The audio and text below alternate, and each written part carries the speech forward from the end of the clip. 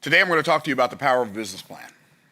I'm going to give you a business plan masterclass as I understand it. And I'm not the most successful business person in the world, but we're doing all right. So, what is the power of a business plan? I believe that the power of a business plan is threefold. I'm going to tell you what those threefold mechanisms are, those threefold power plays of a business plan are, and then I'm going to break them down one by one. So, the power of a business plan, first and foremost, is the power to deceive. Bet that one shocked you. Secondly, it's the power to direct. Thirdly, it's the power to dominate. So let's talk first about the power to deceive. What do I mean when I say a business plan has the power to deceive? Well, it has the power to deceive because there are people who have a business plan and they believe that a business plan is everything. And a business plan at best, as they are taught in business school, is a guess, at best. This is what I think is going to happen or this is what I hope is going to happen based on what I think I'm going to do. And so people get deceived by that, and then they start working on this business plan, and then it doesn't do anything anywhere remotely close to what they thought it was going to do, and now they're stuck like Chuck in a pickup truck, and they've got to pivot, and they don't know which way to go. So they think that a business plan is everything.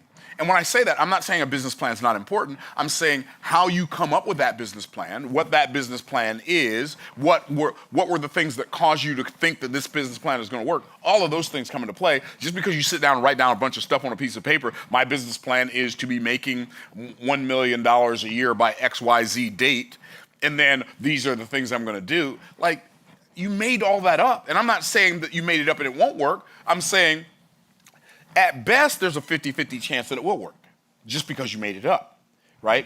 So don't think that having a business plan means you're going to be successful in business. I know a lot of people who are struggling in business, and they've got the greatest business plan in the history of the world, right? According to them. Well, the other problem is that it'll deceive you into thinking that all business plans are equal. All business plans are not equal. Some business plans are the result of an academic study that was taught by someone who never ran a business. Like, I wouldn't want to learn business from a college professor who never had a business. If I'm going to learn business, I want to learn business. If I'm going to go to college to learn business, I want to learn business from somebody who's actually built a business, grown a business, made that business thrive, sold a business for a 7-figure exit, an 8-figure exit, a 9-figure exit, a 10-figure exit. I want to learn how to build businesses from somebody like that. Not from somebody who just has a degree behind their name because they've studied business from other people who haven't built businesses, right? So all business plans are not equal. A business plan is not everything, and all business plans aren't equal. But the right business plan can be a great equalizer.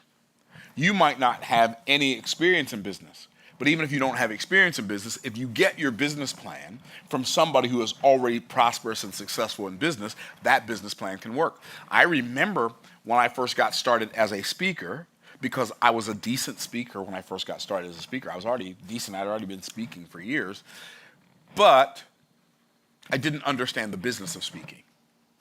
And I remember when I did my first event, and I had maybe 35 people there, and I did $350 in sales at that event where I was making an offer. That was my very first event. But I invited a gentleman to speak at that event who had been in the speaking business, speaking and selling from the stage business, for 15 years. He came in, he spoke to the same 35 people. Instead of him doing $350 in sales, he did $3,500 in sales. Right? This is one of those moments, right? And so he says to me when the event is over, "Hey, are you leaving tomorrow?" "I am leaving tomorrow." He said, "I'm leaving. Are you leaving Monday?" "I'm leaving Monday." Okay, he said, "When you come to Dallas," because I was flying out of Dallas, we were in this little town called Waco, Texas. So he said, "When you come to Dallas, get there a little early. We'll have lunch together before your flight, and I'll share some things with you about the speaking business." Okay. So we sat down. I don't remember where we went. We went to lunch, some Asian bistro or something. And he says to me, literally, me and him and another friend of mine, Dr. Stan Harris, we were all sitting there. He breaks down the speaking business for 2.5 hours. I took pages and pages of notes on the stuff this guy said to me. And when we got done, he said, oh, I got lunch. I said, oh, no, sir. No, sir. You ain't gonna teach me how to make millions of dollars and buy my lunch. And so I bought lunch that day. Well, as fate would have it, we'd become friends over the years.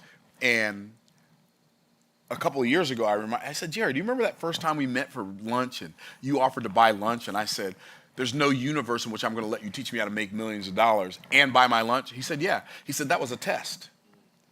So this was a businessman who was a multimillionaire who gave me a test that I didn't know I was taking. And here's what he said. He said, if you would have let me buy your lunch, I wouldn't have had anything else to do with you. But when you said, no, I'm gonna buy your lunch, I realized that you were a giver and you were not a taker. And that's why I invested so much time, effort, and energy into you. I was like, wow. I'm glad I passed the test I didn't know I was taking. Right? Business people think differently than the average Joe, right? So he gave me a business plan. Well, one of the things he said when we were talking, and he gave me his phone number, so we talked back and forth a lot. And so we were talking on the phone one day. He's like, yeah, Myron, he said, if you do the stuff I told you, you're gonna make a lot of money. He said, in fact, there's this kid that I coached. He was like 27 years old. He had an opportunity to speak at an Amway meeting. When I first started doing seminars, I did trainings for network marketing companies. That's what I did, in network marketing organizations. He said this kid, he was gonna speak in front of 700 people. And I told him exactly what to do. And I said, if you do what I say, you'll do at least $70,000 in sales. Well, back then, like I couldn't wrap my mind around like talking for an hour and doing $70,000 in sales. And I couldn't stop thinking about that. And I said, so did he do what you said? He said, no, he only did about half of it. He was scared to do the rest. I said, so how much did he do? He said he did $40,000 in sales. And he only half did the business plan. So my very next seminar was about a month later. It was in Birmingham, Alabama. I was speaking there. Guess who else was speaking there? Jerry, this guy who I bought lunch for, who taught me about the speaking business. He told me that when he was talking to this young man that made $40,000, he said, I showed him some stuff to do with his order form, but he was scared to do it. So I got to Birmingham. It was like 11 o'clock at night. I'd driven like for 2 days on like 3 hours of sleep in my car to get to this event.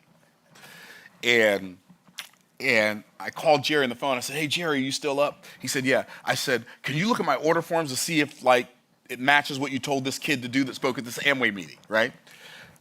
And so I had already printed up 600 forms, and I went to him, and I showed him the form. He said, I wouldn't do it that way, but you know, if that's what you want to do. No, I want to do what you tell me to do. I don't have anything I want to do. He said, well, I wouldn't do it that way. I do it this way. And he showed me all these different things to do. And those details are not important for the purpose of this conversation about business plans. He told me what to do. I took all 600 order forms, threw them in the trash. I went to FedEx Kinko's that night. I didn't wait till the next day. And I got 600 new order forms printed. And I did them the way he told me to do them. Well, I wasn't speaking to 700 people. I spoke on the last day of this event for 45 minutes to 135 people. So I don't know if this makes sense to you or not, but I'm like, I had just spent all the money I had to get to Birmingham, right? And then buy the tapes that I was going to be selling, because it was cassette tapes back in those days. This was back in 2001. So I bought the tapes from this company in Jacksonville. So I lived in Pennsylvania. I drove from Pennsylvania to Jacksonville, drove from Jacksonville to Birmingham, picked up my tapes, drove from Jacksonville to Birmingham, got there that night. Jerry showed me this stuff. So I'm speaking on the last day. 45 minutes, 135 people. I did what he said. Guess what? I did $5,900 in sales in 45 minutes. And I thought, my goodness, I just found a new way of life. Why? Because I got a business plan from a businessman that was my great equalizer. And it became my equalizer. 2 people at that event scheduled me to come teach the same stuff at their event. One 2 weeks later, one 2 weeks after that. So then, 2 weeks after that, I went to Cleveland, Ohio, and I spoke at a friend of mine. Her name was a woman that I met at the conference. She wasn't a friend of mine then. She's a friend of mine now. But this woman named 𝐿𝐲𝐫, she had an organization. She wanted me to come speak. There were about 90 people there. I spoke again. I did $6,600 in sales. I'm like, this is the thing. And then 2 weeks later, I went with this guy named Reggie in Baltimore, spoke at his event, made $8,800 in sales. And then people from those events booked me to come speak at their event. I'm like, this is crazy. This is like a way of life for people. I didn't know this thing existed. Why? Because I got an equalizer business plan from a businessman who knew what he was talking about. So a business plan can have the power to deceive. Don't let it deceive you into believing that the business plan is everything and that all business plans are equal, right? The business plan wasn't the equalizer. The businessman who gave me the business plan was the equalizer. Y'all tracking? Okay, cool. So it has the power to direct. A business plan has the power to direct and show you what to pay attention to. Now, in my book, B.O.S.S Moves, I talk about 4 different business models. So your business plan is going to, in my opinion, it's going to have 4, you got to pick a business model, right?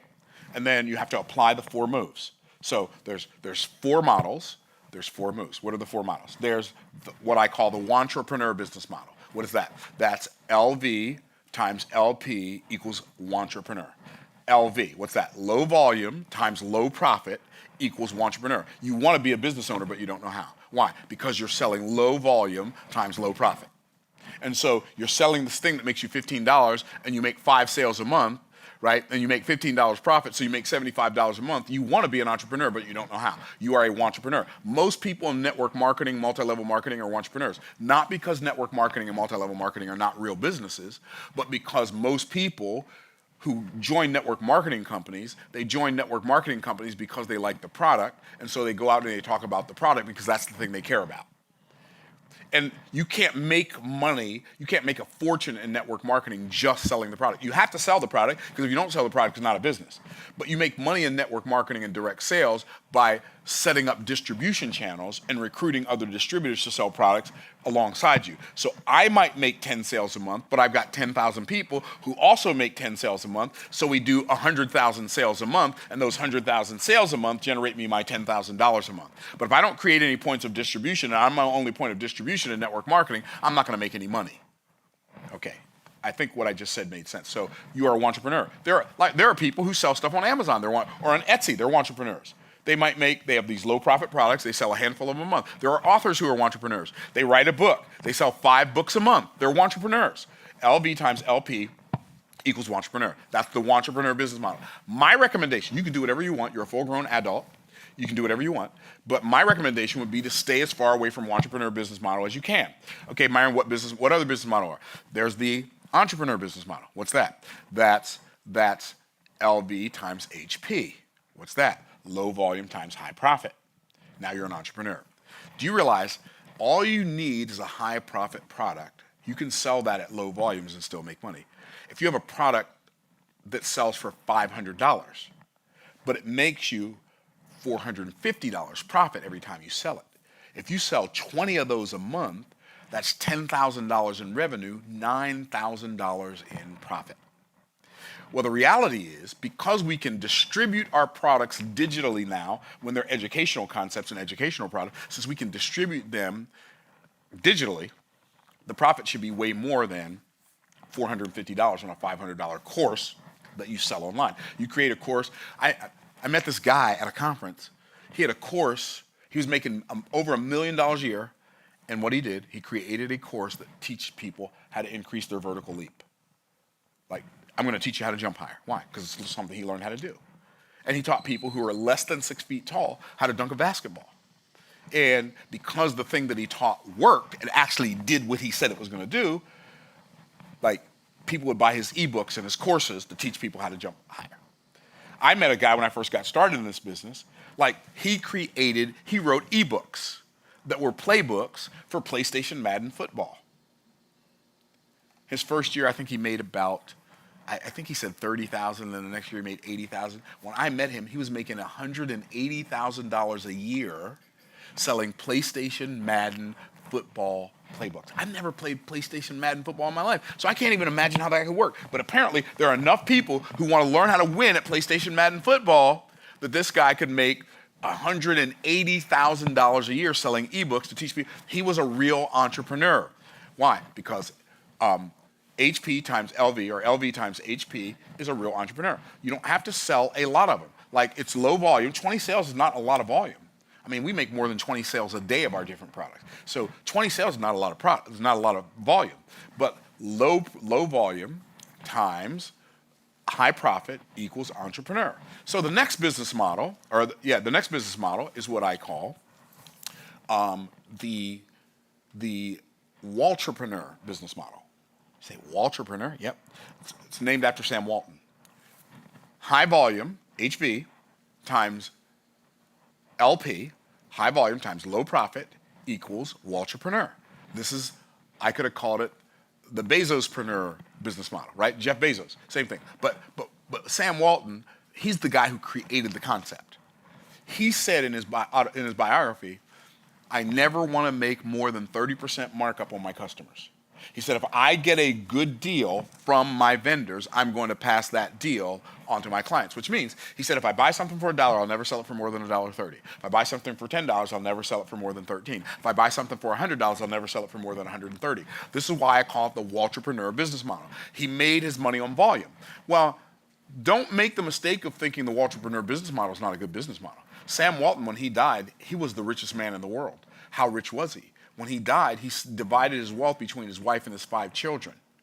Bill Gates became the wealthiest person in the world. His wife and 5 children became the 2nd, 3rd, 4th, 5th, 6th, and 7th wealthiest people in the world, with his wealth divided. That's how much richer he was than Bill Gates, with his Waltrepreneur business model. Some could argue it's the best, maybe the best business model in the history of the world. But it's not for every personality type. So the Waltrepreneur business model does not match my personality type, because I said, oh, people are making a lot of money selling stuff on Amazon. So guess what I did? I went out and bought a bunch of inventory.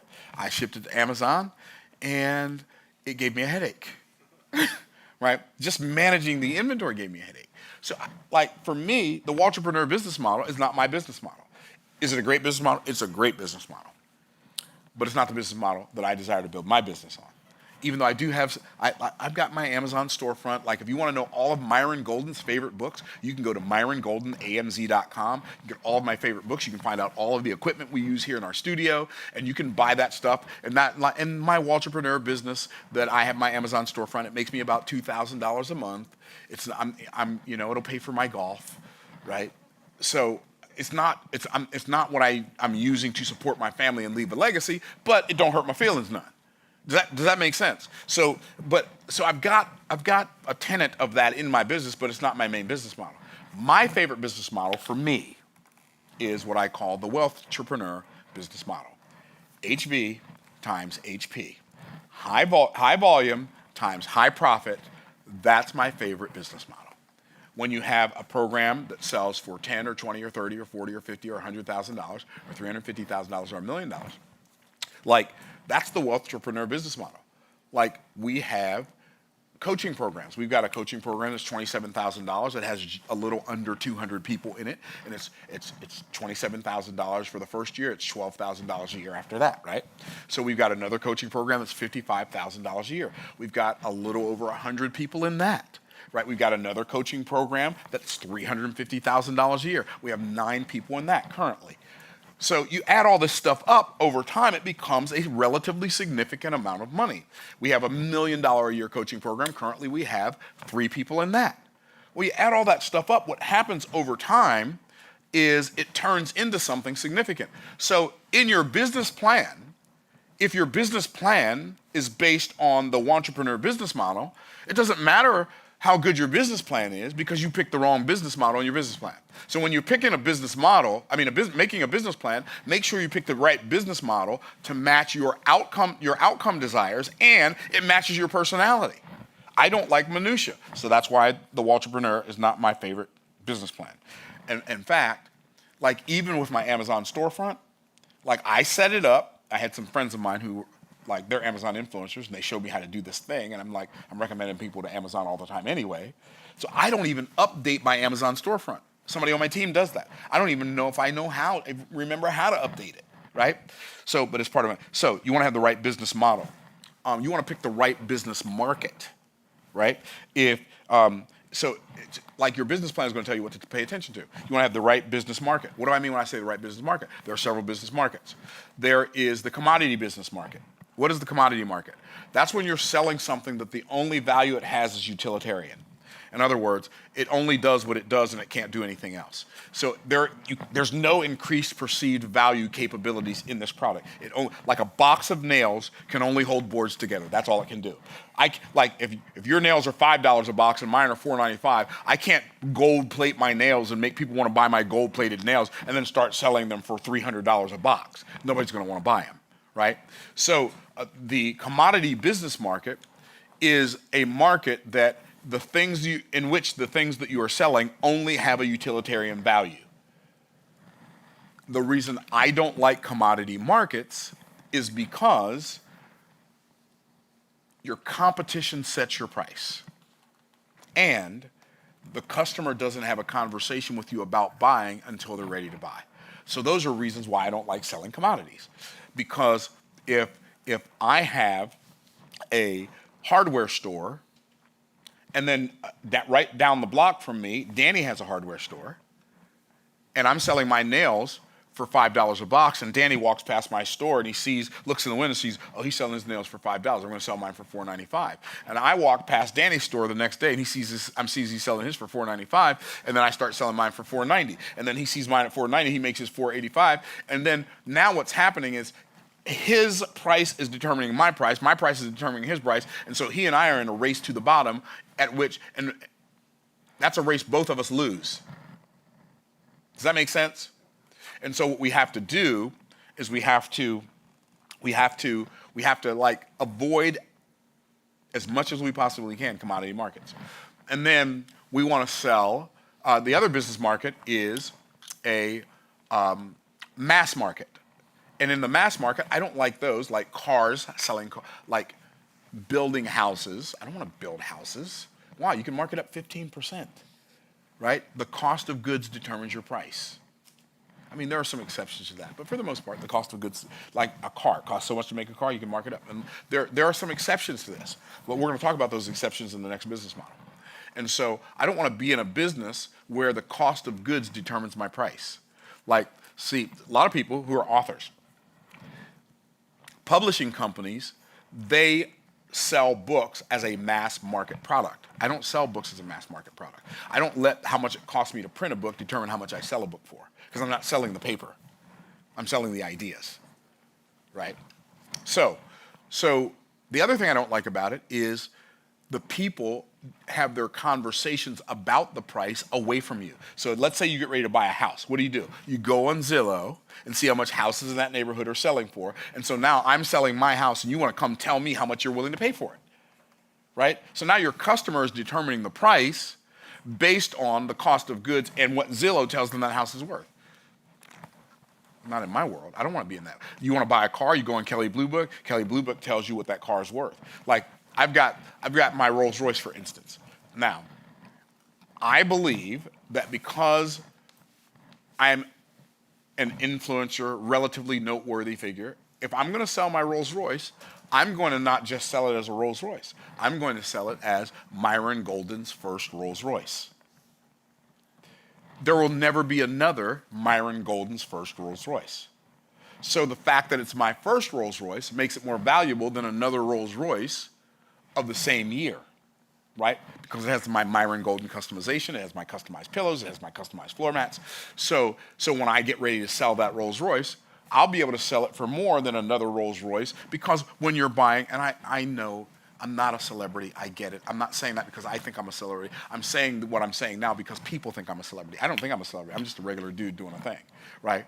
But it has celebrity appeal because people know who I am, and so therefore I can sell my first Rolls Royce for more than the average person could sell the same Rolls Royce in the same year. Why? Because I understand how marketing works, and I understand how psychology works, and otherwise, I'll just keep it and give it to my granddaughter, and she can own Myron Golden's first Rolls Royce, and then she can sell it for millions of dollars after I'm gone. And I'm okay with that too. Okay, so What's my favorite business model? My favorite business model is the PVO business model. I mean, business market. The PVO business market, what's that? Premium value offer markets. Oh my goodness. The premium value offer markets, the price is determined by the payoff and the perceived value of the offer. That's why I like premium value market offers. So most of the things that I focus on selling are in the premium value market offer. They're premium value markets. Like this book, I think this hardbound cover of B.O.S.S Moves sells for $40. If we even sell it at all, I think we just use it. We only sell it at events, but if we sell, it sells for $40 plus $9.99 shipping and handling. The paperback version of B.O.S.S Moves sells for, it's a paperback book, it sells for $30. This sells for $30 plus $9.99 shipping and handling. You say, I'm not paying that much for the book. Great. Then you don't get to learn the stuff, and you get to keep your money, and I get to keep my book. And everybody's happy, right? I had a guy who was in one of my challenges, and he gave the testimony. He came to the Make More Offers challenge. He gave a testimony. He's like, man, when I found Myron's book in his book funnel at bossmovesbooks.com, bossmovesbook.com, he said, and I saw it was $30 plus $10 shipping and handling. He said, man, I was so ticked. He said, I was absolutely furious. He said, well, it's basically 2 hours of me coaching people at a round table. And when he was coaching these people at this round table for 2 hours, if you hired me to coach you for 2 hours, I get paid $40,000 an hour for coaching. That would have been $80,000. So instead of you paying me $80,000, you can pay $40, which includes the shipping for this paperback book, and you can learn the exact same thing I would teach you if you hired me for 2 hours to teach you. Well, why would you take $80,000 worth of coaching and put it in a book? Because that way, I don't have to spend 2 hours talking to you. I can spend that 2 hours on the golf course. You can still learn the stuff, and everybody wins. Okay, right? I'm hyper-intentional. So premium value offer markets. Premium value markets are my favorite markets to sell stuff in, which gives me the ability to help my clients make more money, and they pay me based on the payoff that they're going to get.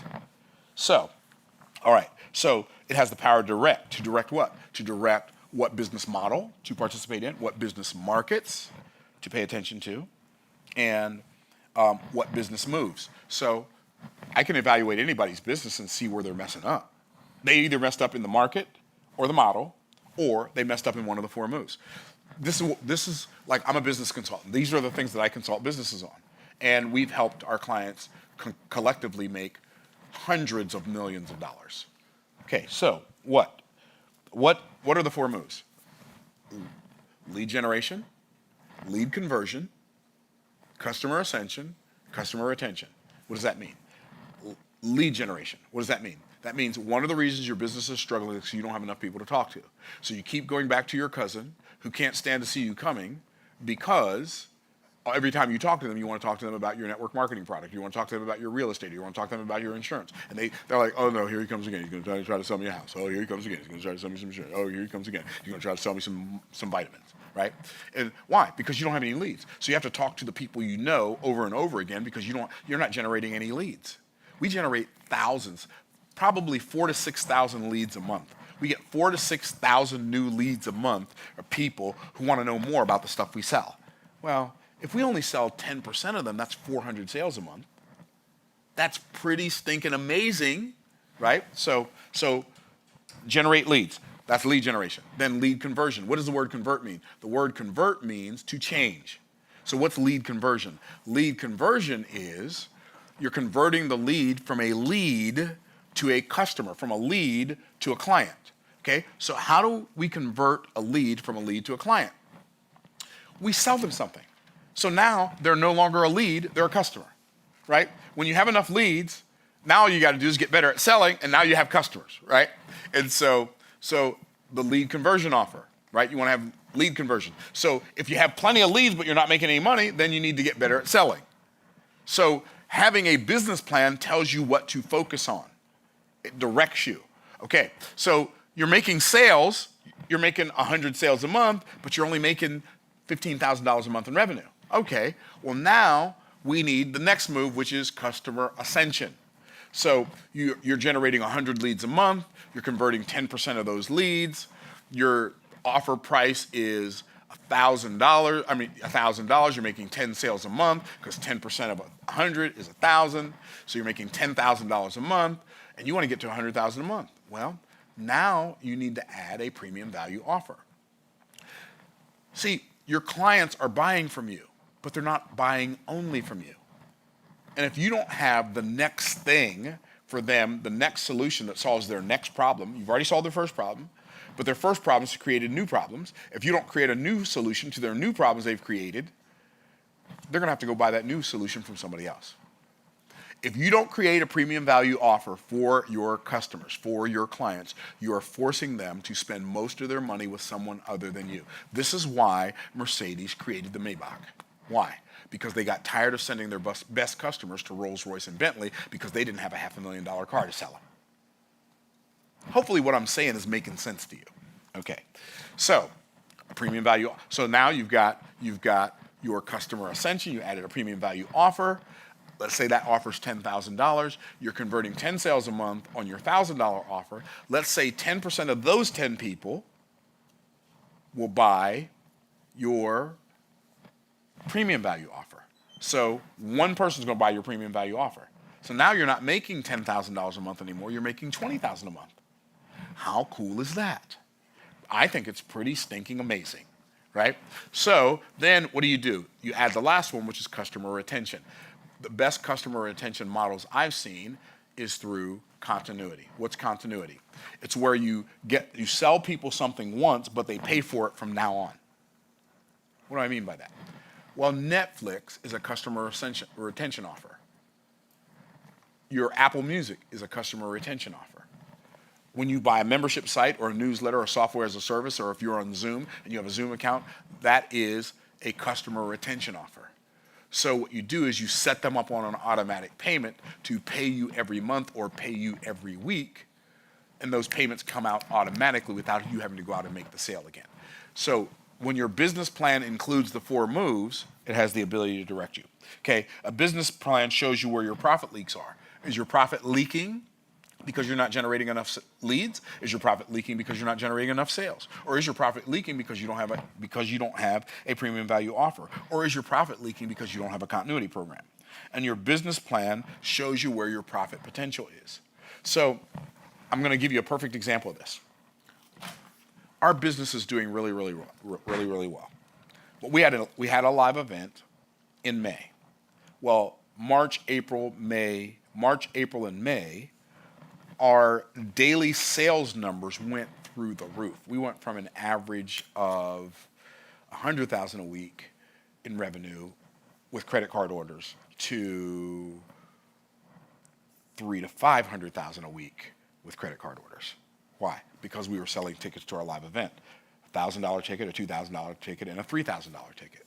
And because we had offers at lower price points than our $27,000, $55,000, $350,000, $1 million, people who desired to buy from us but didn't have the ability, wherewithal, or belief that they could buy from us at the higher levels, they're like, oh, he's got a $3,000 ticket, I'll take that.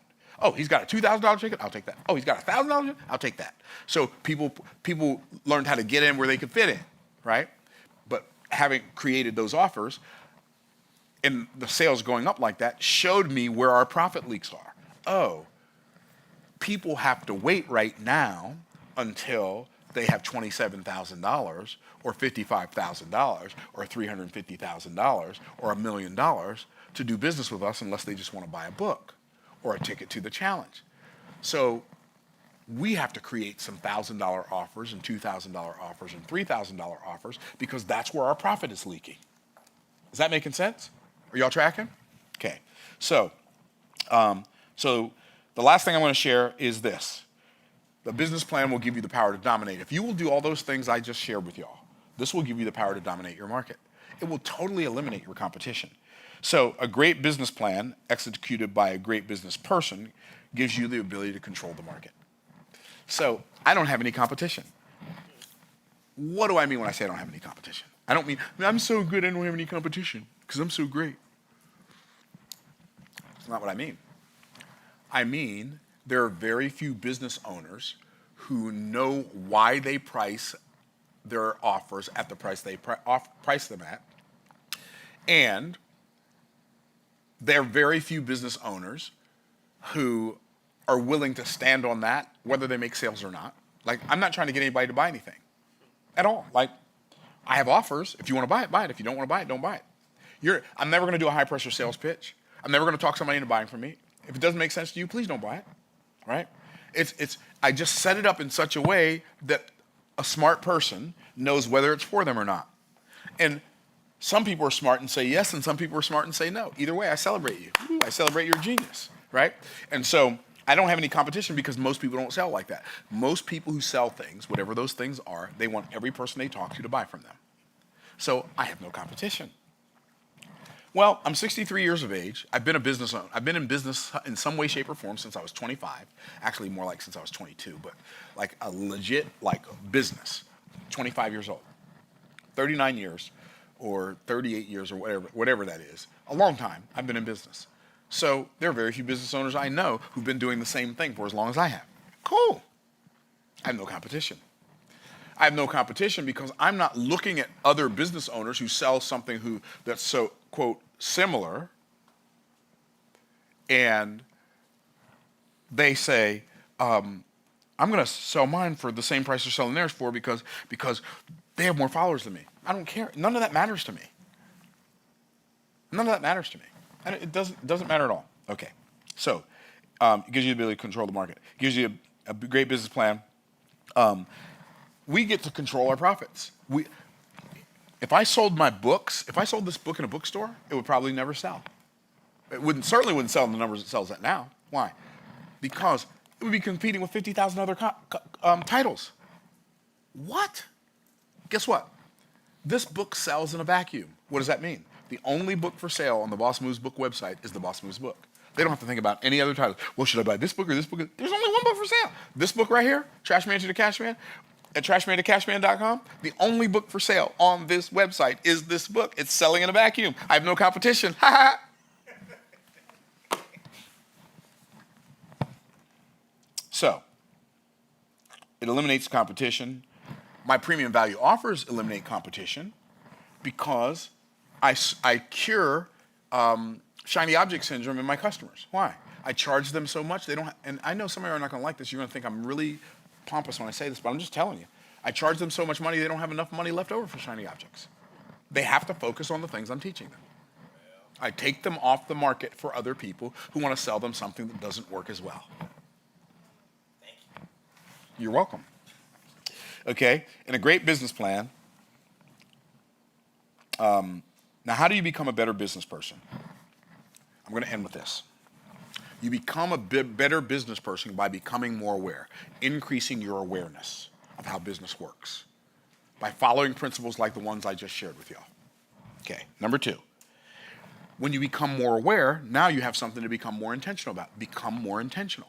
Most people struggle in life because they focus on distraction and ignore intention.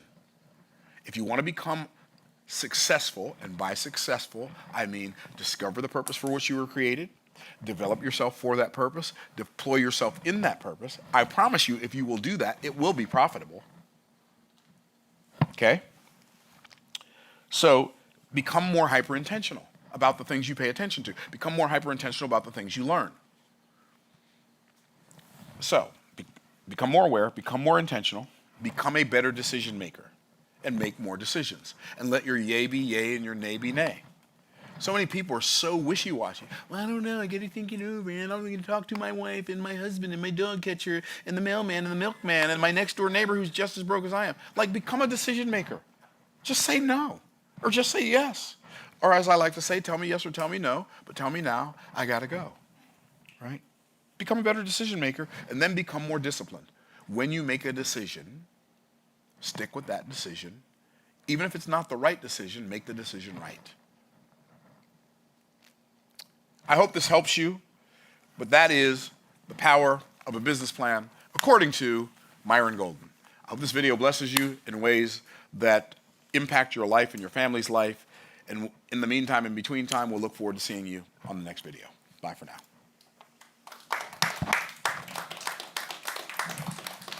All right, my peoples.